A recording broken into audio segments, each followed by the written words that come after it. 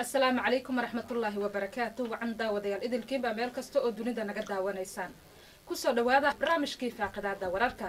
qodobada aad ku maqli doontaan barnaamijka faaqidaada wararkana waxaa kamid ah madaxweynaha jamhuuriyadda federaalka Soomaaliya Xasan Sheekh Maxamuud oo muddooyinkii ugu dambeeyay socdaal ku mareeyay qaar kamid ah wadamada caalamka ayaa waxa uu dib ugu laabtay magaalada Muqdisho ee caasimadda Soomaaliya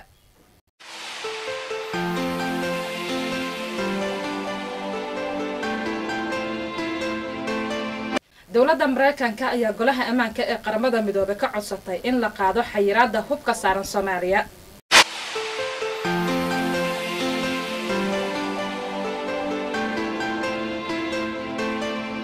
maxkamadda gobolka Banaadir ee Soomaaliya ayaa xukun ku fulisay wariye Cabdulcasiis Koronto iyo haweeney la sheegay in ay kufsadeen ciidamada dowladda Soomaaliya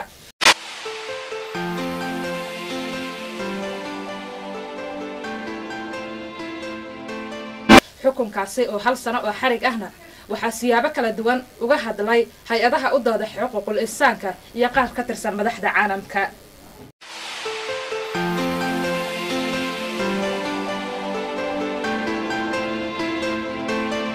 mas'uuliyiin ka tirsan maamulka kumeel gaarka ah ee magaalada Kismaayo ayaa xariga ka jaray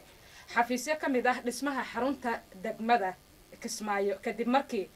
dayactir uu ku sameeyay maamulka degmada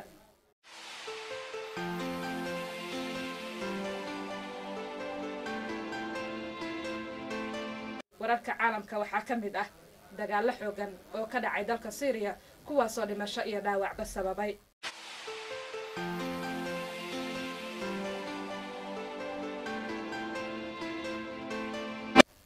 dowladda Indiana waxa ay xukun daldalaad ah ku fulisay nin la sheegay inuu ka dambeeyay weerarkii sanadkii 2001 lagu qaaday baarlamaanka dalka India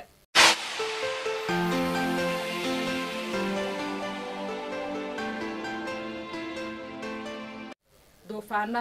iyo dabaylo iswata ayaa ku dhuftay qaybo kamid ah wadanka Mareykanka